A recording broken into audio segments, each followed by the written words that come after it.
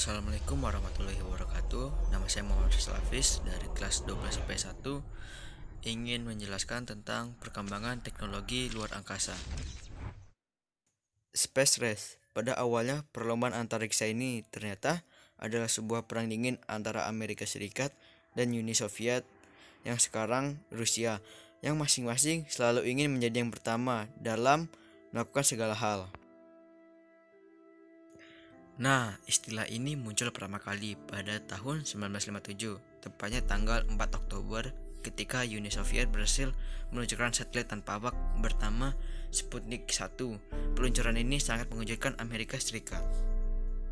Sebulan setelah Sputnik 1, Uni Soviet kembali meluncurkan satelit bernama Sputnik 2 yang kala itu diawaki seekor anjing bernama Laika.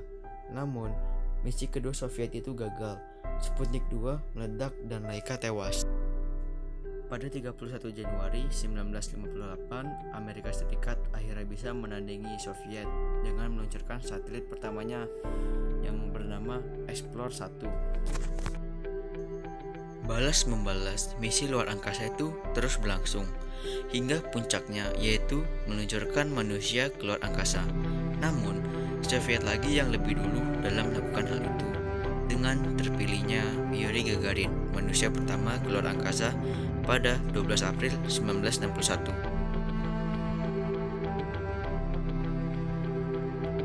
Pendaratan di bulan. Dalam rentang tahun 1961 hingga 1969, Amerika mempersiapkan segala teknologi yang dibutuhkan, mulai dari roket, modul pendaratan, hingga pelatihan astronotnya.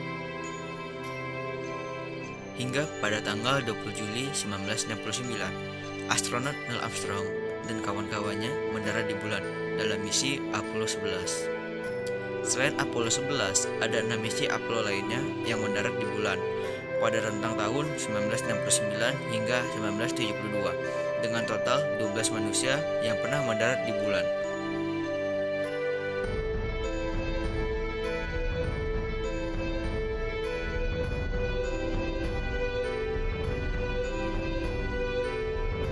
Teknologi luar angkasa Indonesia sendiri dimulai sejak tahun 1976 dengan peluncuran satelit Palapa A1 dan tahun 1987 dengan peluncuran satelit Palapa B1.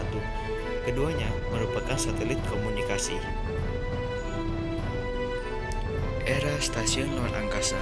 Teknologi luar angkasa pasca Perang Dingin terlihat dalam pembentukan Stasiun Luar Angkasa Internasional atau ISS oleh Amerika Serikat dan Rusia pada 20 November 1998. ISS merupakan satelit terbesar buatan manusia. Ia dihuni oleh 3-6 astronot yang bergantian pergi dan pulang selama 6 bulan sekali sejak November tahun 2000.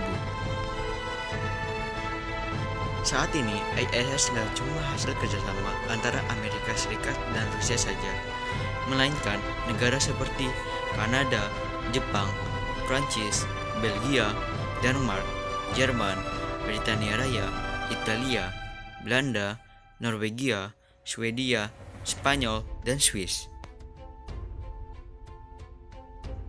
Teknologi luar angkasa Indonesia. Dalam sejarah bidang keantariksaan, Indonesia menjadi negara ketiga di dunia setelah Amerika Serikat dan Kanada yang menggunakan satelit komunikasi.